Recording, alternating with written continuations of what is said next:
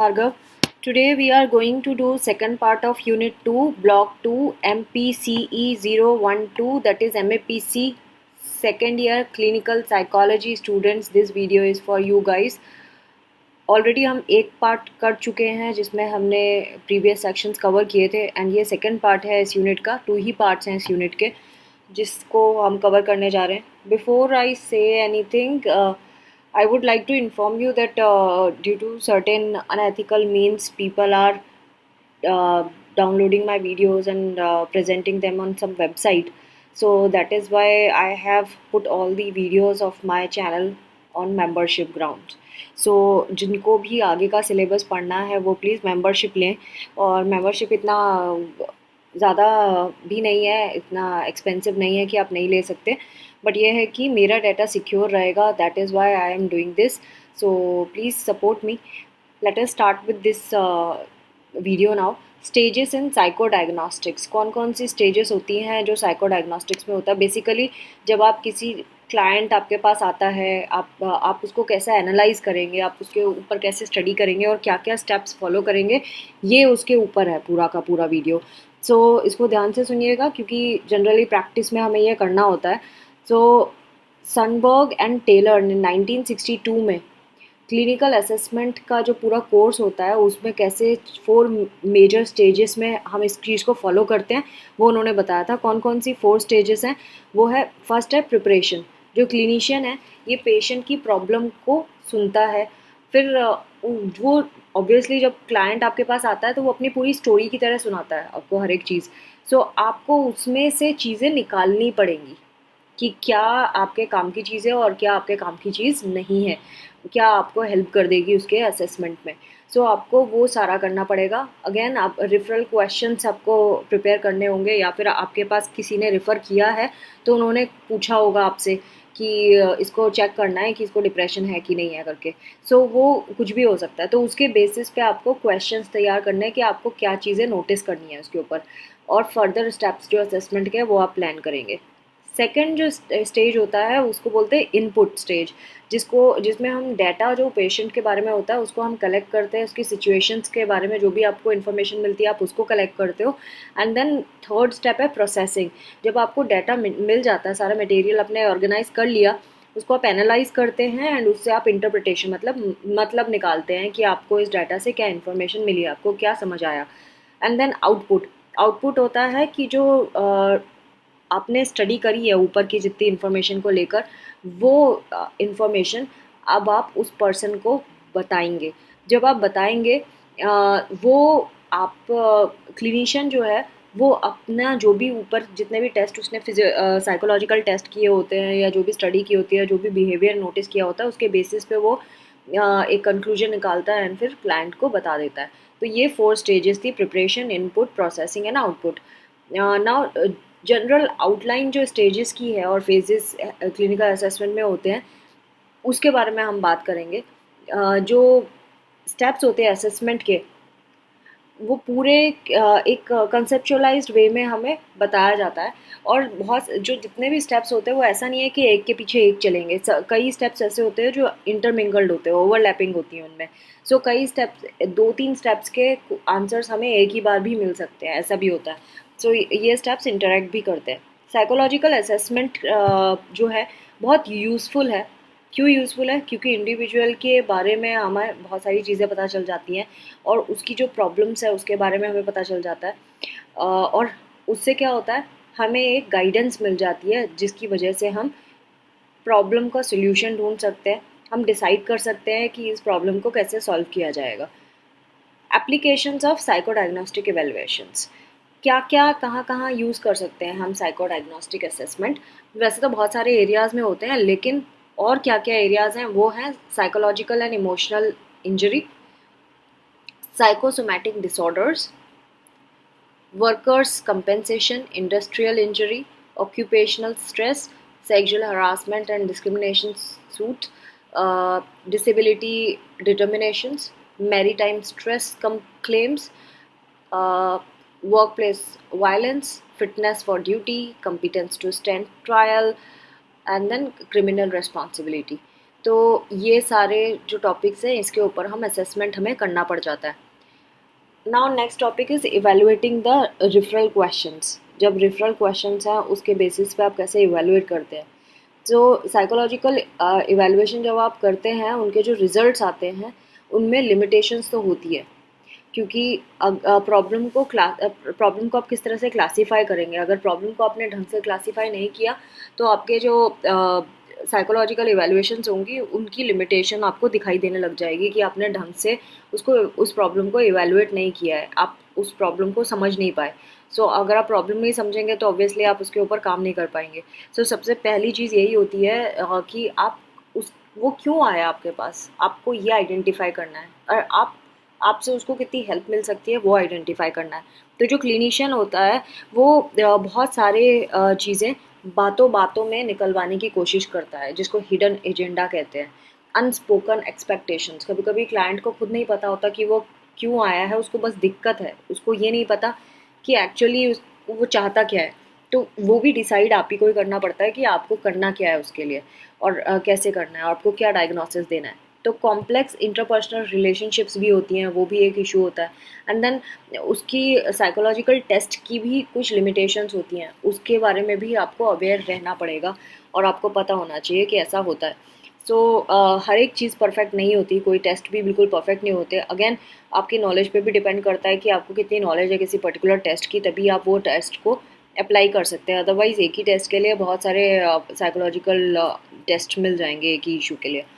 Clinician जो है वो सामने वाले की वोकैबुलरी को समझने की कोशिश करता है और क्लिनिशियन सामने वाले की बॉडी लैंग्वेज से भी पता लगा लेता है कि वो क्या करना है। तो एक एक्सपर्ट चाहिए।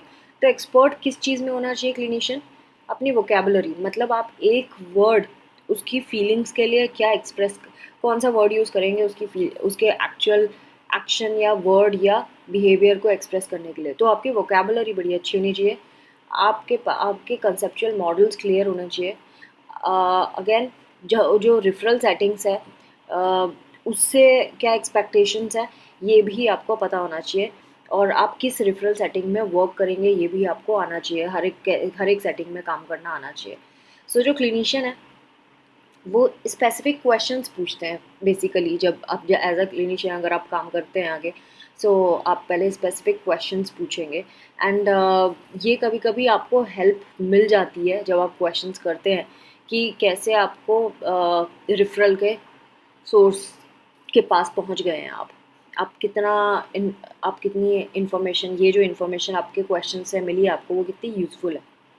ये असेसमेंट प्रोसेस में भी हमें हेल्प करती है। इन्होंने एक एग्जांपल देके यहाँ पे बताया हुआ है क्लासरूम एनवायरनमेंट के बारे में कि एजुकेशनल जब इवैल्यूएशन करते हैं तब कैसे करते हैं। वो सारी चीज़ें। ना साइको डायग्नोस्टिक टेस्टिंग जो है उसके बारे में बात करें तो साइको डायग्नोस्टिक टेस्टिंग जब हम करते हैं तो ये हमारी एक्यूरेसी, जो भी आप डायग्नोस कर रहे हैं उसकी एक्यूरेसी को बढ़ा देता है ना। क्योंकि अगर आप टेस्ट करेंगे तो उसमें तो न्यूमेरिकल डाटा आएगा तो आपको बहुत कुछ क्लैरिफाई हो जाएगा कि जिस लाइन पे आप सोच रहे हैं वो सही है कि नहीं है। एक ये हेल्प का काम करता है जब साइको डायग्नोस्टिक टेस्टिंग की बात करते हैं। तो बेसिकली हम ये कह सकते हैं कि ये सब्जेक्टिव ओपिनियन को कंट्रोल करता है। सब्जेक्टिव मतलब आपका खुद का ओपिनियन। हम कभी कभी एक ओपिनियन बना लेते हैं किसी इंसान के लिए एंड उसी लाइन पे हम सोचना शुरू हो जाते हैं, जबकि साइको डायग्नोस्टिक टेस्ट ऑब्वियसली वो नहीं ऐसा होगा। तो उससे आपको लाइन मिल जाएगी कि आप सही लाइन पे जा रहे हैं कि नहीं जा रहे हैं। एंड हाईली रिलायबल टेस्ट होते हैं, ये स्टैंडर्डाइज टेस्ट होते हैं एंड क्लिनिकल ट्रायल के लिए वैलिड भी होते हैं। जैसे कि इन्होंने एक बैचलर्स एडल्ट इंटेलिजेंस स्केल के बारे में बात किया है, WAIS के नाम से जानते हैं, वाइस, जो जिसकी रिलायबिलिटी 0.93 से लेकर 0.97 है, विच इज़ क्वाइट हाई। ये कॉग्निटिव एबिलिटीज़ को मेजर करता है एंड इंटेलिजेंस क्वोशिएंट को भी मेज़र करता है। ये काफ़ी रिलायबल माना जाएगा। रिलायबल मतलब होता है जब आप इसको कई बारी भी रिपीट करते हैं तो भी वो रिज़ल्ट सेम देता है, तो उसको हम रिलायबल कहते हैं।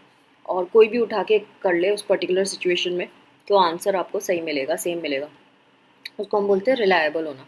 और ये एक्यूरेट डायग्नोस्टिक भी है और जो इम्पेयरमेंट है, कितनी इम्पेयरमेंट है, वो भी उसका level, severity of the impairment, उसको भी ये बता देता है। तो साइको डायग्नोस्टिक टेस्ट जो होते हैं ये physician, psychiatrist, pharmacological and therapeutic treatment में बहुत हेल्प करते हैं, और हमें आगे फर्दर कैसे ट्रीटमेंट सक्सेसफुली देना है उसमें भी ये हेल्प करते हैं।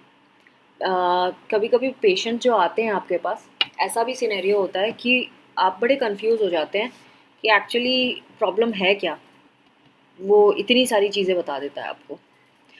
इसीलिए बहुत ज़रूरी है कि आप बहुत डिटेल में और बहुत सिंसियरिटी के साथ पूरा उसके बारे में इंफॉर्मेशन कलेक्ट करके नोट डाउन करें। साइकोलॉजिकल कंट्रीब्यूशंस जो हैं, कभी कभी क्या होते हैं, जो भी साइकोलॉजिकल आपको मिल रहे हैं सिम्टम्स, उसके पीछे कुछ हिडन मेडिकल इशू भी हो सकता है, कोई इलनेस भी हो सकती है। उसको बोलते हैं कॉन्फाउंडिंग। कॉन्फाउंडिंग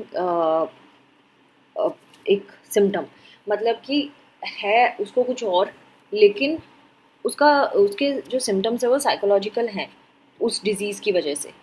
जब वो उस पर्टिकुलर डिज़ीज़ का ट्रीटमेंट ले लेगा तो ऑटोमेटिकली ये साइकोलॉजिकल सिम्टम्स भी वैनिश होने लगते हैं, धीरे धीरे गायब होने लगते हैं। इसीलिए हमें ध्यान रखना होता है कि उसकी ट्रीटमेंट क्या क्या कंडीशन है, मेडिकल कंडीशन है कि नहीं। और जो साइको डायग्नोस्टिक टेस्टिंग का रेफरल बनाया जाता है, ये कॉस्ट इफ़ेक्टिव होना चाहिए, एंड एक बहुत ही वैल्यूएबल टूल भी है decision tree, diagnostic decision tree के लिए। डायग्नोस्टिक डिसीजन ट्री मतलब आप जब डायग्नोसिस कर रहे होते हैं तो बहुत येस एंड नो वाले स्टेप्स आते हैं, जहाँ पे आपको कहीं पे ये समझ में आता है कि ये करना चाहिए, वो नहीं करना चाहिए, लाइक दैट। नाउ इन्होंने कुछ एग्जाम्पल दिए, examples of appropriate referrals for psychological testing.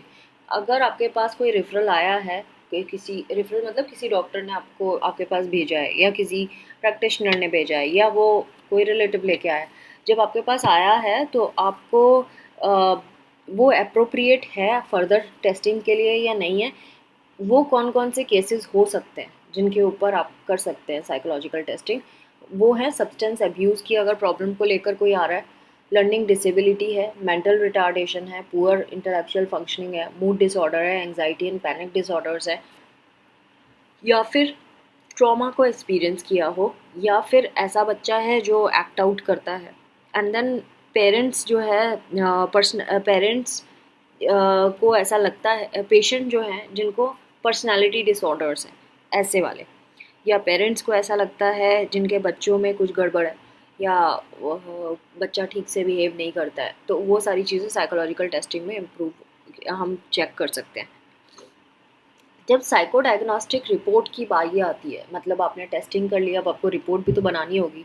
जब आप रिपोर्ट बनाते हैं तो मेक श्योर कि आपके जो रेफरल के क्वेश्चंस थे उसको आप स्पेसिफिकली आंसर करते हैं, और जो क्वेश्चंस डायग्नोस्टिक क्लैरिफिकेशन के लिए होता है, या जब भी आता है कि क्या डायग्नोसिस है, तो आपको ध्यान रखना है कि स्टेट डिसऑर्डर है या लॉन्ग स्टैंडिंग ट्रेट डिसऑर्डर है।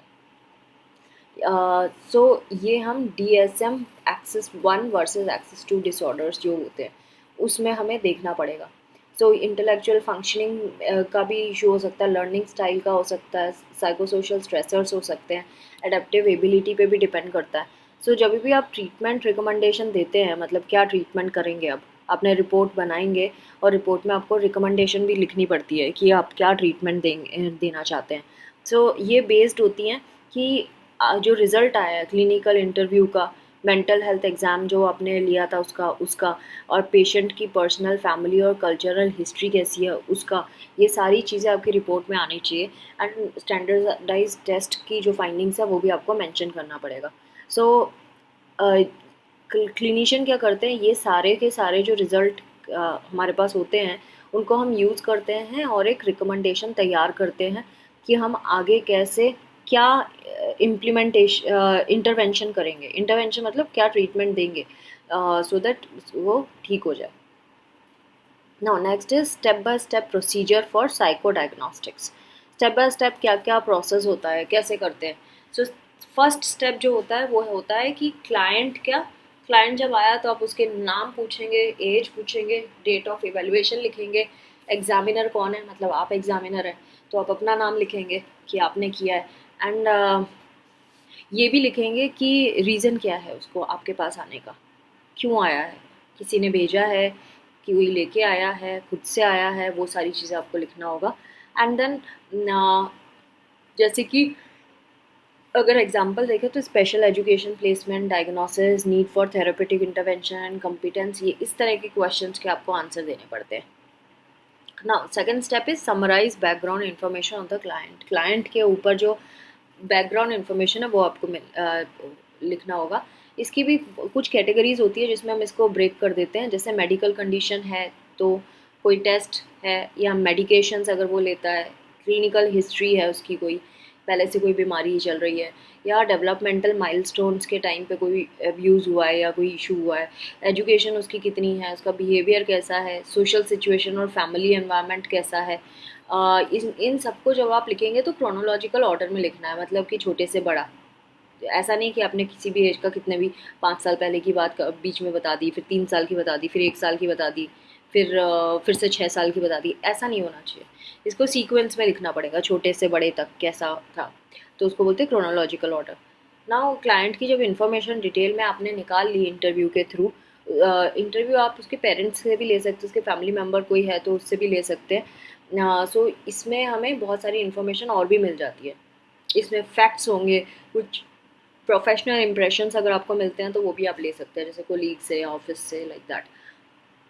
नेक्स्ट इज आपने जो भी ऑब्जर्व किया है क्लाइंट के बारे में, जब आप उसको टेस्टिंग कर रहे थे, जब आप उसकी इंटरव्यू ले रहे थे, आपने कुछ उसके बिहेवियर में कुछ चेंजेस देखे, और ये तो लिखना ही है, और ये भी आपको इंटरव्यू में ये भी पता करना है कि वो जब छोटा बच्चा था तब उसका कैसा था, सब कुछ लाइफ कैसी थी, क्या कोई एक्सपीरियंस था, और कैसे वो बिहेवियर उसका कैसा होता था, कैसे वो इंटरेक्शन करते थे उसके पेरेंट्स और सिबलिंग्स के साथ, उसका इंटरेक्शन कैसा था, ये सारी चीज़ें। नाउ नेक्स्ट जो आपको करना होगा इसके बाद वो होगा टेस्ट जो आपने यूज़ किए हैं उनको आपको लिस्ट डाउन करना होगा। ये ब्रीफ में डिस्क्राइब करना है आपको, जो भी टेस्ट के मेजर आए हैं। तो रिपोर्ट जो है वो उसमें टेस्ट रिज़ल्ट आपको मेंशन करना है, और टेस्ट का नाम, टेस्ट के नाम के अलावा उसका स्कोर कितना था ये आपको बताना है, और भी कोई सब टेस्ट लिए हैं तो वो भी मेंशन करना होगा। Next is interpret the test results.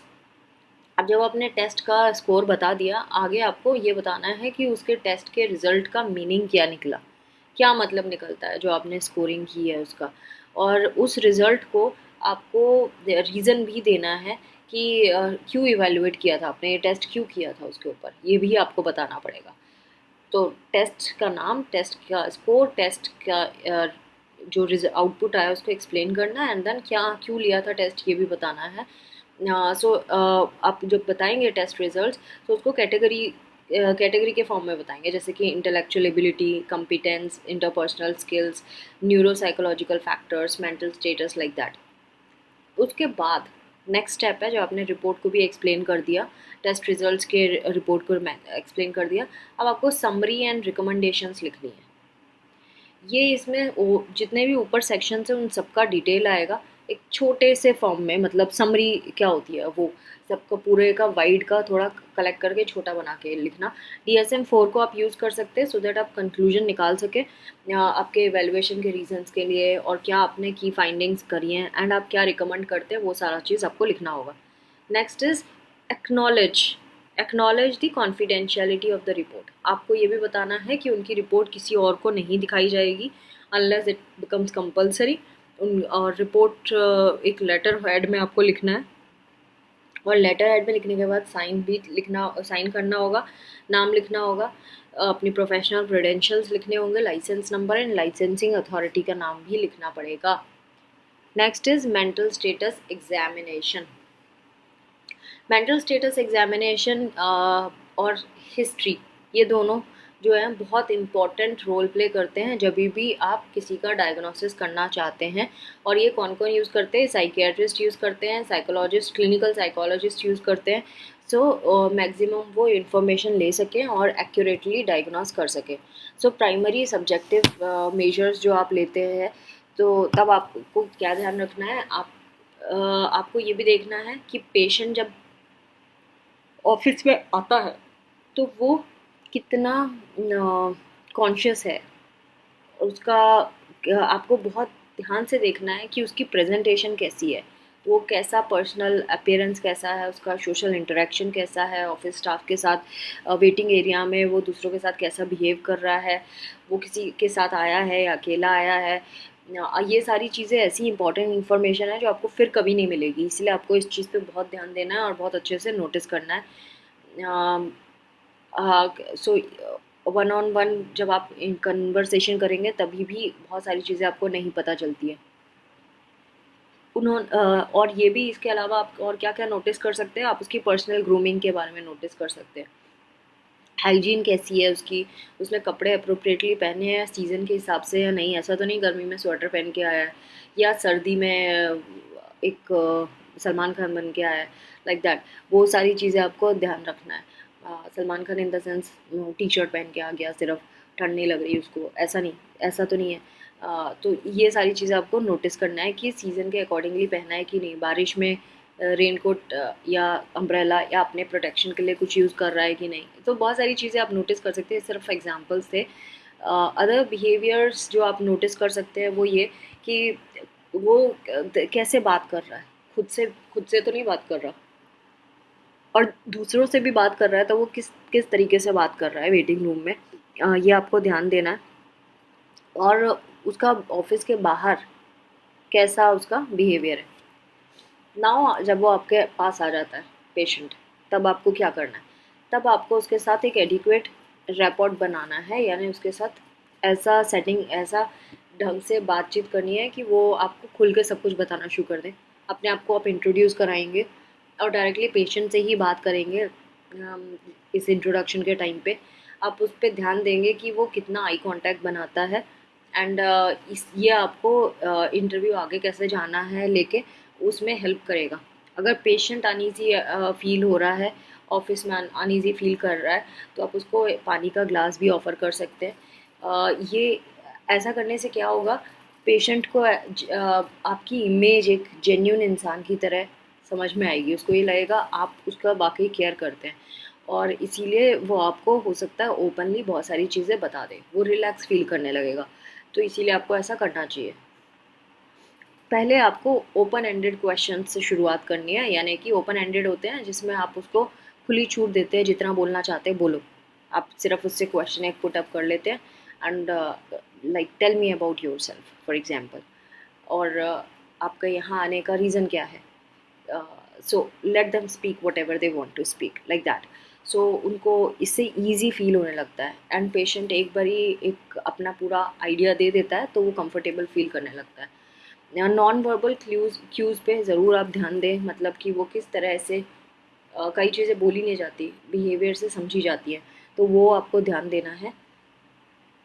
अगर वो आई कांटेक्ट हटा रहे हैं, आई कांटेक्ट नहीं कर रहे हैं, नर्वस फील कर रहे हैं, अपने बालों के साथ खेल रहे हैं या टैपिंग कर रहे हैं फुट से, तो ये सारी चीज़ें नोटिस करने वाली है। जैसे जैसे इंटरव्यू आगे बढ़ेगा और स्पेसिफिक क्वेश्चंस आप पूछ सकते हैं, क्लोज एंडेड क्वेश्चन पूछ सकते हैं। क्लोज एंडेड मतलब जिसमें येस नो है ना, इस तरह के आंसर होते हैं, उनको बोलते हैं क्लोज एंडेड क्वेश्चंस। सो आप एक स्पेसिफिक इन्फॉर्मेशन कंप्लीट कर सकते हैं, इंटरव्यू कंप्लीट कर सकते हैं स्पेसिफिक इन्फॉर्मेशन लेके। पेशेंट की डिटेल्ड हिस्ट्री भी लेनी चाहिए। तो पेशेंट की जो हिस्ट्री है वो पेशेंट के डाटा से हमें आइडिया लग जाता है थोड़ा बहुत, एंड उसकी चीफ कंप्लेंट क्या है और क्यों आया है क्लिनिक में, वो सारी चीज़ों से भी आपको पता चल जाता है कि पेशेंट की हिस्ट्री कितनी जाननी है और कितनी नहीं जाननी है।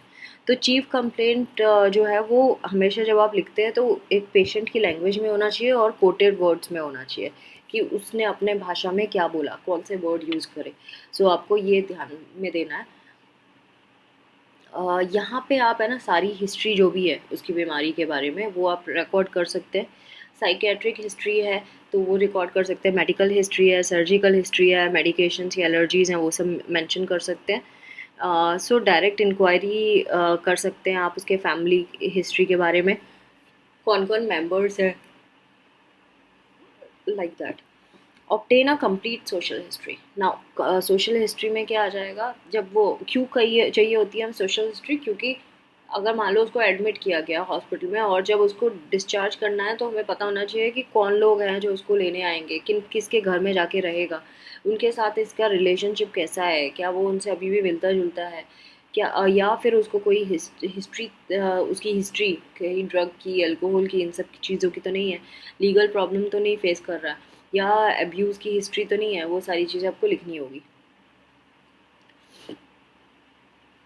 पेशेंट की जब हिस्ट्री हो गया तो अब हम MSc करेंगे, मेंटल स्टेटस एग्जामिनेशन। यहाँ पे पहले भी आया था ये term MES, if you remember, MSc mental status examination. So MSc जब हम परफॉर्म करेंगे तो हम पेशेंट के कुछ कॉन्शियसनेस के स्फेयर्स को एक्सप्लोर करने वाले हैं, मतलब कॉन्शियस लाइफ के बारे में बात करेंगे। पेशेंट का अपीयरेंस नोट डाउन करेंगे, आई कांटेक्ट किया था कि नहीं किया था पूरे इंटरव्यू के टाइम पे, ये नोट डाउन करेंगे। उसका एटीट्यूड कैसा था इंटरव्यूअर की तरफ, उसके मूड कैसा था, पेशेंट कैसा फील कर रहा था, गुड फील कर रहा था, सैड फील कर रहा था, ये सारी चीज़ें। एंड देन पेशेंट का अफेक्ट डिफाइन करेंगे कि आप कैसे भी डिफाइन कर सकते हैं, एक्सपेंसिव से लेके फ्लैट तक, मतलब चाहे आप सिंपल सेंटेंस में ख़त्म करते हो उसका इफेक्ट, या फिर इफेक्ट मतलब क्या थॉट प्रोसेस चल रहा था उसका, वो कैसा महसूस कर रहा था, क्या सोच रहा था, वो सारी चीज़ें। तो पेशेंट की स्पीच कैसी थी वो नोट डाउन करेंगे, पेशेंट जल्दी जल्दी बोल रहा था या आराम आराम से बोल रहा था या फुसफुसा रहा था, विस्पर कर रहा था, ये सारी चीज़ें आपको नोट डाउन करना है। और जो भी कंटेंट आपको पता चलता है, थॉट प्रोसेस या क्या सोच रहा है, वो सारी चीज़ें आपको नोट डाउन करना है। उससे ये भी पूछना है क्या उसको हेलुसिनेशंस होते हैं, क्या उसको किसी चीज़ का ऑब्सेशन है, क्या वो उसे फोबिया है किसी चीज़ का, क्या उसने होमिसिडल आइडिएशन है, होमिसिडल मतलब खुद को मारने की सुसाइडल इंटेंशन है क्या, ये सारी चीज़ें आप नोट डाउन करेंगे।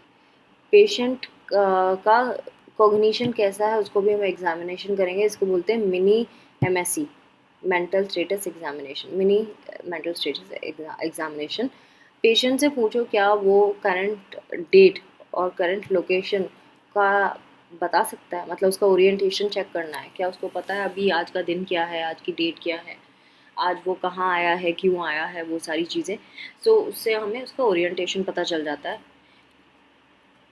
और हम उसका कंसंट्रेशन भी चेक कर सकते हैं, कोई भी आप उसको वर्ड दे दें, जैसे कि फॉर एग्जांपल वर्ल्ड, और आप उससे बोले कि आगे से पीछे तक उसकी स्पेलिंग बोलो और पीछे से फिर आगे तक उसकी स्पेलिंग बोलो, आगे पीछे दोनों तरीके से बोलो। सो उसका reading writing and visual special ability का टेस्ट इस तरह से करवाना है। पेशेंट को कुछ लिखने के लिए भी दे सकते हैं, सो दैट आप उसके राइटिंग के बारे में भी बहुत इन्फॉर्मेशन निकाल सकें। अब उसका एब्स्ट्रैक्ट थॉट प्रोसेस हम फाइंड आउट करेंगे। सो हम उसको 2 ऑब्जेक्ट्स देंगे एंड उसको बोलेंगे कि इन दोनों में क्या सिमिलैरिटीज़ हैं, ये हमें पता लगाना है। एंड देन कोई प्रोवर्ब दे सकते हैं जिसका उससे मीनिंग पूछ सकते हैं, उससे पूछ सकते हैं क्या समझते हैं इससे। ये अगर वो एजुकेटेड है तो वो ये चीज़ें कर पाएगा, अनएजुकेटेड है तो फिर आप कुछ कुछ और टेक्निक्स ढूंढनी पड़ेंगी जिससे आप उसको टेस्ट कर सकते हैं। उसका फिजिकल एग्जामिनेशन भी कराया जा सकता है, लैब टेस्ट की रिपोर्ट्स मांगी जा सकती हैं, सो दैट हम ये पता लगा सकें कि कोई मेडिकल केस तो नहीं है जिसकी वजह से ये सारी चीज़ें हो रही हैं। सो जितनी भी इंफॉर्मेशन आपको मिलेगी इन टेस्टिंग में, इंटरव्यूज से और MSc से, वो आपको एक डिफरेंशियल डायग्नोसिस की तरफ ले जाएगा, जहाँ पे आपको बहुत सारे ऑप्शंस मिल जाएंगे कि क्या क्या पॉसिबिलिटी है होने की, और आप एक्सक्लूड कर पाएंगे वो ऑप्शंस जो नहीं पॉसिबल हैं। सो डायग्नोसिस स्टैब्लिश करने में बहुत हेल्प मिलेगी, और ट्रीटमेंट कैसे प्लान करना उसमें भी हेल्प मिलेगी। पेशेंट के ट्रीटमेंट को डिटेल में हमें समझाना होगा। हर एक चीज़ को जब आप डॉक्यूमेंटिंग करते हैं, मतलब डॉक्यूमेंट में लिखते हैं, तो आपको एक्यूरेटली और एफिशिएंटली, बहुत इंपॉर्टेंट है इसको डॉक्यूमेंटिंग करना। Now mental status examination should cover the following. जब आप मेंटल स्टेटस एग्जामिनेशन करते हैं, एमएससी करते हैं, तो आपको ये सारी चीज़ें कवर करना है। First thing is appearance, attitude and motor activity, dress, grooming, signs of illness and behaviour कैसा है। Then mood and affect, range, liability, appropriateness, ये सारी चीज़। एंड देन स्पीच की क्वालिटी कैसी है, जैसे कि स्लो है कि बहुत फास्ट थी, या विस्परिंग थी, क्या था उस तरह से। थॉट कैसा है, content, delusion, suicidal, homicidal, ideation, obsessions, ऐसा कुछ है। या फॉर्म, फॉर्म कैसा है थॉट का, कंटेंट मतलब उसके दिमाग में चल क्या रहा है, वो क्या क्या सोच रहा है वो। एंड देन फॉर्म मतलब किस तरह का है, सरकमटेंशियलिटी की है, मतलब सरकमस्टेंसेस की वजह से है, एसोसिएशन लूज़ करने की वजह से है, किस तरह का सोच है उसका। फ्लाइट ऑफ आइडियाज़ है, या मतलब कुछ भी, कभी ये आइडिया पकड़ लिया, कोई वो आइडिया पकड़ लिया, मतलब आइडियाज़ ब्रेक कर करके बात करना। डिसोसिएटिव इवेंट्स का है, करेक्टेडनेस है, डीपर्सनलाइजेशन है, ऐसा तो नहीं है कि वो यहाँ है ही नहीं, अपने आप को कुछ और ही समझ रहा है। डीरियलाइजेशन, उसको पता ही नहीं है कि वो कौन है, वो ऐसा तो नहीं है। ग्रैंडियोसिटी, यानी कि अपने आप को कहीं महाराजा तो नहीं समझने लगा है। तो वो सारी चीज़ें, थॉट का क्या फॉर्म है वो आपको लिखना होगा यहाँ पे। देन परसेप्शन, क्या उसको हेलुसिनेशंस होते हैं, इल्यूजन्स होते हैं। अलर्टनेस है, क्या उसको टाइम, प्लेस, पर्सन के बारे में पता है। कंसंट्रेशन कैसा है उसका। रीसेंट और रिमोट मेमोरी है कि नहीं है, रीसेंट मतलब अभी की मेमोरी, रिमोट मतलब पुराने बचपन की याददाश्त है कुछ। लैंग्वेज उसकी कैसी है, ऑब्जेक्ट को किस तरह से नेम कर रहा है, फ्रेजेस को रिपीट कर रहा है कि नहीं कर रहा है, कमांड्स को समझ के एक्शन करता है कि नहीं करता है, कैलकुलेशंस कर रहा है, कंस्ट्रक्शन, इनसाइट, जजमेंट, ये सारी चीज़ें हमें इसमें देखते हैं। देन ऑनसेट ऑफ इलनेस के बारे में हम पता लगा सकते हैं। Now symptoms of depression, symptoms of depression भी हम पता लगा सकते हैं। स्लीप कैसी है उसकी, हाइपरसोमनिया है या इंसोमनिया, इंसोमनिया मतलब सोना ही नहीं, हाइपरसोमनिया मतलब सोते ही रहना हमेशा। और इंटरेस्ट कैसा है उसका, क्या पहले की एक्टिविटीज़ जिनको वो एंजॉय करता था, अब क्या उसको इंटरेस्ट लूज़ कर दिया है उसने। उसको कोई गिल्ट तो नहीं है, इनअप्रोप्रिएट गिल्ट या वर्थलेसनेस की फीलिंग तो नहीं आती है। एनर्जी कैसी उसकी, डिक्रीज्ड है, या कंसंट्रेशन कैसा है वो भी डिक्रीज्ड है। एपेटाइट बढ़ गई है कि डिक्रीज हो गई है। साइकोमोटर रिटार्डेशन हुआ है या एजिटेटेड है। सुसाइडल आइडिएशन है कि नहीं है, ये सारी चीज़ें आपको नोट डाउन करना होगा। Now next is acquiring knowledge relating to content of the problem. अब हमें जो भी उसके प्रॉब्लम के बारे में इंफॉर्मेशन मिली है, उस और नॉलेज उसके बारे में बताना होगा। जो एग्जामिनर है वो प्रॉब्लम को अच्छे से कंसीडर करता है, देन एडिक्वेटली टेस्ट डिसाइड करता है। एडिक्वेट टेस्ट मतलब टेस्ट आपने डिसाइड तो कर लिया, स्पेसिफिक वो उस पर्टिकुलर उस सिचुएशन में वो टेस्ट एप्लीकेबल है भी नहीं है। अगर वो है तो वो एडिक्वेट टेस्ट है, अगर नहीं है तो एडिक्वेट नहीं है। सो और इसके लिए बहुत सारी चीज़ें की ज़रूरत होती है, जैसे कि टेस्ट मैनुअल की ज़रूरत होती है, एडिशनल सोर्सेज अगर आपको मिल जाए तो उसकी ज़रूरत होती है, सो दैट आप उन्हें पढ़ें और समझें कि यही टेस्ट इस इशू में लगेगा कि कोई और। सो क्लिनिशियन जो है उसको पता होना चाहिए ऑपरेशनल डेफिनेशंस हर एक प्रॉब्लम की, यानी कि उसको ये पता होना चाहिए एंग्जाइटी डिसऑर्डर किसे कहते हैं, एंग्जाइटी डिसऑर्डर में होता क्या है, साइकोसिस का क्या मतलब होता है, इसमें स्पेलिंग रॉन्ग है साइकोसिस की। पर्सनालिटी डिसऑर्डर्स कौन कौन से होते हैं, उनमें क्या सिम्टम्स होते हैं, ऑर्गेनिक इम्पेयरमेंट किसे बोलते हैं, ये सारी चीज़ें उनको ऑपरेशनल डेफिनेशन पता होना चाहिए क्लिनिशियन को, इससे पहले कि वो किसी कंक्लूजन तक पहुँचे। सो ये बहुत इंपॉर्टेंट प्रोसीजर है ना। जब आप एडमिनिस्टर करते हैं किसी भी टेस्ट को और उसकी स्कोरिंग करते हैं, ये इनसफिशिएंट होगा अगर आपने चलो टेस्ट भी डिसाइड कर लिया और आपने अप्लाई भी कर दिया और अपना उसका रिजल्ट भी आपने कर लिया, स्कोरिंग भी कर ली, लेकिन ये इनएफिशिएंट है अगर आपने इफेक्टिव असेसमेंट नहीं किया है, क्योंकि these test reports would just help you, they are not the conclusive factors. मतलब ये आपको कंक्लूड करने में हेल्प नहीं करेंगे कि कोई बीमारी, ये सिर्फ आपने जो सोचा, आपकी जो हाइपोथेसिस है उसको स्ट्रॉन्ग बनाने में हेल्प करेंगे कि जो आप सोच रहे हैं वो सही है कि गलत है। जैसे आईक्यू टेस्ट भी जब हम करते हैं तो उसका जो स्कोर है वो नेसेसरीली ये नहीं इंश्योर करता है कि उस बंदे को इंटेलिजेंस की मेंटली रिटार्डेड है। हो सकता है उस टाइम पे उसकी सर्कमस्टेंसेस ऐसी हैं जिस वजह से वो नहीं कर पाया टेस्ट। सो इसीलिए सपोर्टिंग फैक्टर्स आपको इंक्लूड करने होते हैं इंटरव्यूज़ के थ्रू या लाइक दैट। सो वो बहुत इंपॉर्टेंट है। सो इन डेप्थ नॉलेज होना बहुत ज़रूरी है हर एक वेरिएबल्स की क्लिनिशियन को। और जो टेस्ट एडिक्वेटली लगेंगे और कौन से वेरिएबल के लिए कौन सा टेस्ट लगेगा वो भी पता होना चाहिए। प्रैक्टिकल कंसिडरेशंस आपको पता होना चाहिए, standardise sample and reliability validity ये सब पता होना चाहिए किसी भी क्लिनिशियन को। और स्पेसिफिक टेस्ट वो अप्रोप्रिएट है उस इंडिविजुअल के लिए या नहीं है ये भी पता होना चाहिए। और ये भी पता होना चाहिए कि किस एज ग्रुप में लगेगा, कोई किस जेंडर के ऊपर, या ethnicity, race, educational background, motivation for testing, ये सारी चीज़ें क्लाइंट के अंदर आपको दिख रही हैं नहीं दिख रही हैं, उसको वो मोटिवेटेड है टेस्ट कराने के लिए। और वो अगर मना कर रहा है उस टेस्ट के लिए या वो रेजिस्टेंस शो कर रहा है तो आप उसके बदले में क्या करेंगे फिर? आप क्या उसको कन्विंस करा पाएंगे? नहीं करा पाएंगे तो उसके बदले में आप क्या करेंगे? उसका सोशल एनवायरनमेंट कैसा है, इंटरपर्सनल रिलेशनशिप कैसे है, ये सारी चीज़ें भी टेस्ट के रिपोर्ट्स के अलावा आपके पास होना चाहिए ना। तो आपके ट्रीटमेंट प्रोसेस में ये इफेक्टिव रोल प्ले कर सकता है। Now next is data collection. Data जब भी हम एक्चुअल डाटा कलेक्ट करते हैं तो एक्चुअल डाटा की इन्फॉर्मेशन हमें बहुत सारी मिल जाती है, लेकिन ये एक्चुअल डाटा कहाँ से आता है? इतना सारा डाटा ये आता है जब हम टेस्ट के स्कोर्स लिख रहे हैं। हमने पर्सनल हिस्ट्री नोट डाउन की थी, उसका बिहेवियरल ऑब्जर्वेशन देखा था, इंटरव्यू भी किया था, तो वो सारे के सारे जो इन्फॉर्मेशन है वो हमारे को एक्चुअल डाटा माना जाएगा और उसी से हमें फिर कंक्लूजन निकालने में हेल्प मिलेगी। स्कूल रिकॉर्ड्स भी आप यूज़ कर सकते हैं। साइकोलॉजिकल ऑब्जर्वेशन अगर प्रीवियस है उसको यूज़ कर सकते हैं। कोई मेडिकल रिकॉर्ड हो गया, पुलिस रिपोर्ट हो गई, या पेरेंट टीचर्स के बारे में क्लाइंट के वो पता लगा सकते हैं। तो वो सारी चीज़ें हेल्प करती हैं हमें डाटा लिखने में। केस हिस्ट्री भी एक इम्पॉर्टेंट रोल प्ले करती है, वो इक्वली इम्पॉर्टेंट है, क्योंकि केस हिस्ट्री जब आप लिखते हैं उसमें आपको पूरा कॉन्टेक्स्ट डिफाइन करना होता है क्लाइंट के बारे में, उसकी करंट प्रॉब्लम के बारे में, कि वो उसके जो स्कोर है उससे हमें आइडिया लग जाता है कि प्रॉब्लम किस लेवल तक पहुंच चुकी है। सो क्लाइंट की हिस्ट्री भी बहुत ज़्यादा इंपॉर्टेंट रोल प्ले करती है कुछ भी प्रिडिक्ट करने के लिए कि सीरियसनेस कितनी है उसके इशू में। और आगे जाके आपको जो टेस्ट के स्कोर है वो उसका सपोर्टिंग फैक्टर का काम करेंगे। जैसे कि फॉर एग्जांपल, लेकिन टेस्ट अकेले काफ़ी नहीं होते। जैसे कि किसी को डिप्रेशन है और MMPI-2 से हमने टेस्ट भी कर लिया उसका स्कोर, बट ये नहीं बता सकता कि वो आगे जाके सुसाइडल रिस्क कितनी है उसकी। सो बहुत सारी चीज़ें हमें टेस्ट के स्कोर से नहीं पता लगती है, इसीलिए हमें बहुत सारी चीज़ें कलेक्ट करनी पड़ती है। सो टेस्ट स्कोर अकेले काफ़ी नहीं है।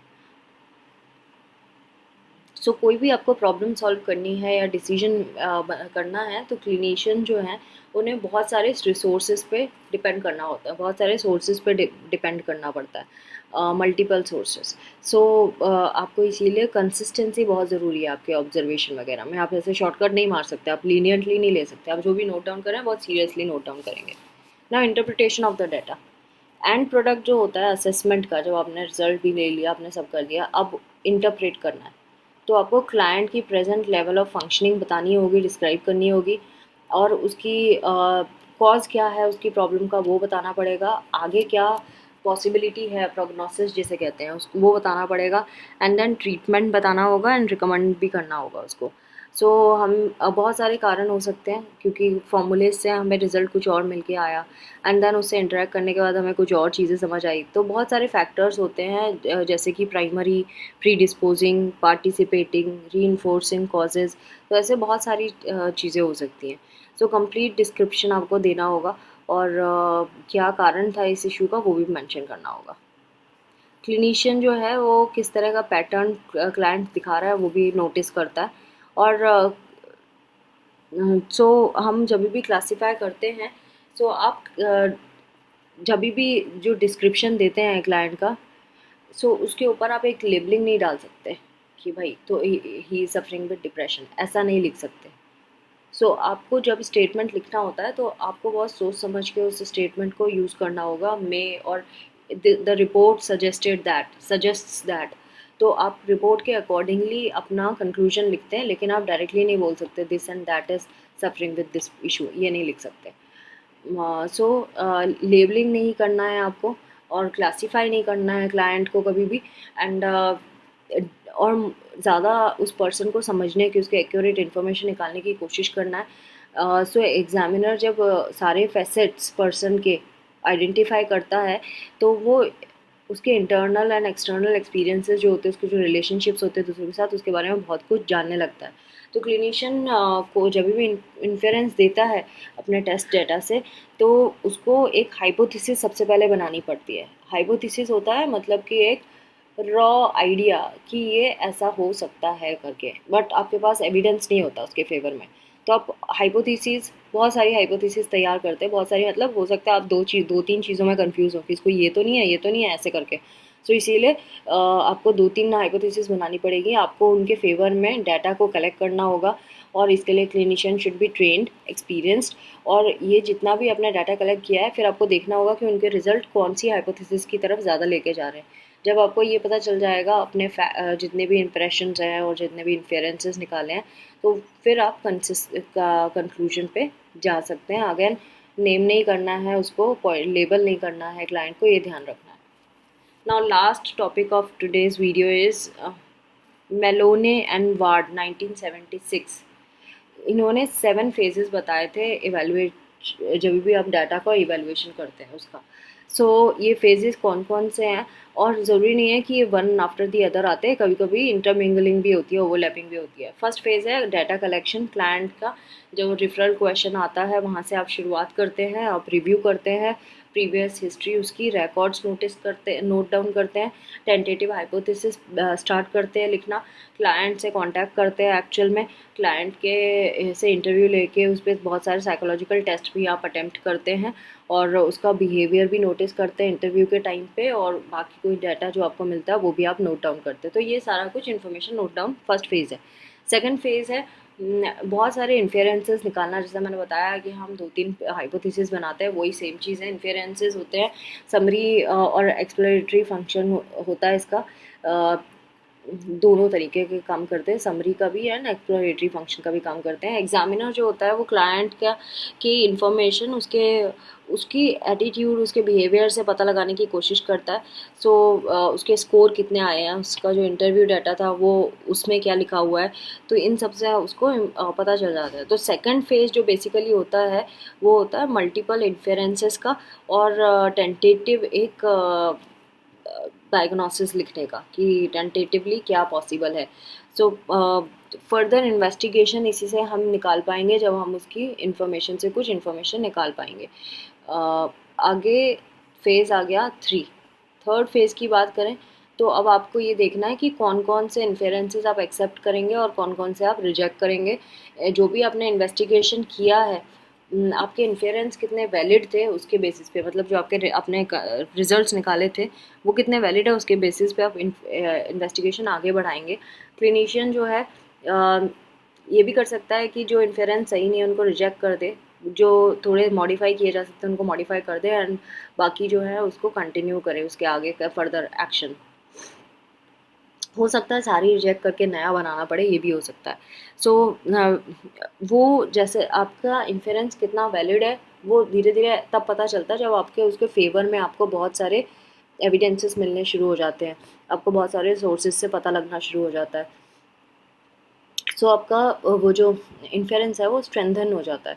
सो डिग्री ऑफ कंसिस्टेंसी भी बढ़ जाती है। फिर इन्होंने यहाँ पे एक एग्जांपल दिया है कि एंशियस होने पे क्या होता है। YS3 सब स्केल हम यूज़ करते हैं परफॉर्मेंस के लिए, MMPI 2 स्कोर यूज़ कर रहे हैं, एंड बिहेवियरल ऑब्जर्वेशन भी कर रहे हैं। सो ये सारी चीज़ें हमें सिर्फ सजेस्ट कर सकती है, कंक्लूड नहीं कर सकती कि उस इंसान को हुआ क्या है।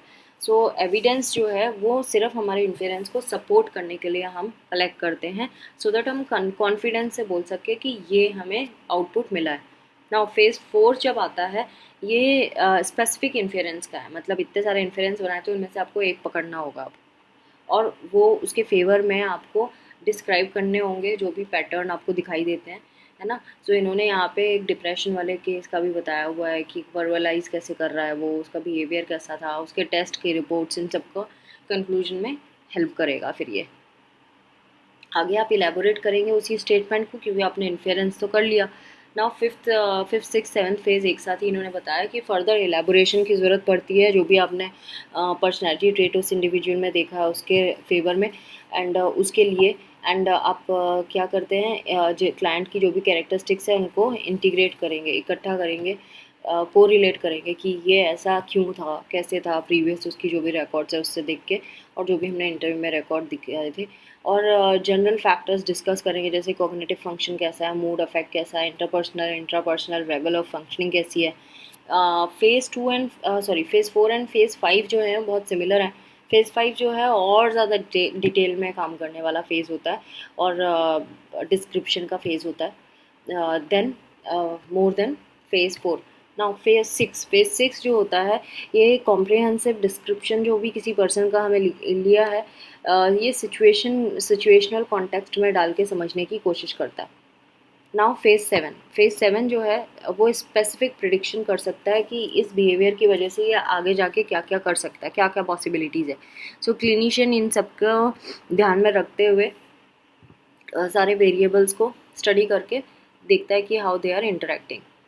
Now establishing the validity of these inferences, आप कैसे प्रूव करेंगे कि आपका जो इन्फेरेंस है वो वैलिड है।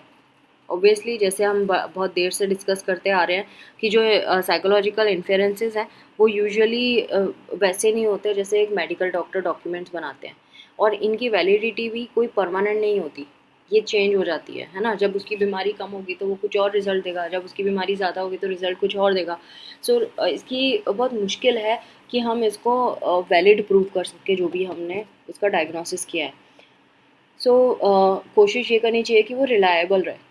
रिलायबिलिटी भी अगेन दो तरह की होती है, एक इंटर डायग्नोस्टिशियन एग्रीमेंट है, इंटर डायग्नोस्टिशियन एग्रीमेंट। मतलब रिलायबिलिटी किस तरह से इसमें कैसे सेट हो रही है, जैसे कि रिलायबिलिटी डिस्क्रिप्शन की अगर आप फर्दर जाना चाहें तो दूसरा कोई क्लिनिशियन आएगा, वो उसकी टेस्टिंग करेगा और वो जो रिज़ल्ट बताएगा और जो आपका रिज़ल्ट था दोनों मैच हो जाते हैं तो वो इंटर डायग्नोस्टिक एग्रीमेंट हो गया। अगर आपने फिर से वही सेम टेस्ट किए और आपको वही सेम रिजल्ट आए जो पहले आ रहे थे तो वो इंट्रा डायग्नोस्टिक एग्रीमेंट हो जाएगा। सो जब आप खुद के साथ करते हैं, रिपीटिशन एक ही इंसान रिपीट कर रहा है तो वो इंट्रा है, और जो एक कोई और आंसर करके कर रहा है, कोई और कर रहा है, उसको हम इंटर कहते हैं, इंटर डायग्नोस्टिक। सो ये आपको ध्यान रखना है कि कैसे चलता है। कोई भी क्लासिफिकेशन जो है उस वो इतना ज़्यादा वाइड रेंज में करना चाहिए, चाहे किसी इंडिविजुअल के ऊपर कर रहे हैं या ग्रुप के ऊपर कर रहे हैं, कि हमें इनफ इंफॉर्मेशन मिल सके सो दैट हम इन्फेरेंस निकाल सके। ये जो हम फेजेस पढ़ रहे थे इसको इन्होंने फ्लो चार्ट में भी बताया, initial data collection, development of inference, rejects interference, modify, accept, कुछ भी हो सकता है। एंड देन अगर मॉडिफाई किया या एक्सेप्ट किया तो डेवलप और इंटीग्रेट हाइपोथेसिस बनानी पड़ेगी, एंड देन एक मॉडल बनाना पड़ेगा पर्सन का, या डायनामिक मॉडल बनाना होगा कि वो क्या क्या कर पाता, क्या क्या है, क्या क्या कैरेक्टरिस्टिक कैरी कर रहा है। एंड देन सिचुएशनल वेरिएबल्स भी आपको डालना होगा कि कैसी सिचुएशन थी जब उसने ऐसा बिहेव किया, and then prediction of the behaviour, आगे जाके क्या करेगा। Now coming to an end, जो डिस्क्रिप्टिव वैलिडिटी होती है, ये किसी भी इंडिविजुअल को क्लासीफाई करने के लिए कि वो क्लासिफिकेशन सिस्टम, मतलब DSM-4 वाला जो सिस्टम है उससे, उसमें जो वेरिएबल है उनसे वो कितना मैच होता है, ये हम डिस्क्रिप्टिव वैलिडिटी के बारे में बोल सकते हैं। लेकिन ये भी होता है कि दो लोगों को डिप्रेशन है, टेस्ट में दोनों का डिप्रेशन आया, लेकिन हो सकता है उनकी बाकी जो वेरिएबल्स हैं, एट्रीब्यूट्स हैं, वो अलग अलग हो, जैसे कि फैमिली हिस्ट्री अलग हो, लीगल डिफ़िकल्टीज़, अल्कोहल अब्यूज़, ये सारे अलग अलग हो। तो इसीलिए हमें इंडिविजुअल टू इंडिविजुअल ही टेस्टिंग करनी होती है। हम सिर्फ क्लासिफिकेशन सिस्टम को बेस बना के काम नहीं कर सकते। It can help us but it cannot be our base. So now predictive validity क्या होती है, जितने कॉन्फिडेंस से आप ये बोल सकते हैं कि टेस्ट इन्फेरेंस का जो रिज़ल्ट है वो सही आया है और फ्यूचर आउटकम्स क्या क्या पॉसिबल है अकॉर्डिंग टू दिस इवेल्युएशन, उसको बोलते हैं प्रिडिक्टिव वैलिडिटी। और इसमें वैलिडिटी आने का मतलब कितना आपने जो किया था, टेस्टिंग किया था और रिज़ल्ट निकाला था वो कितना वैलिड है।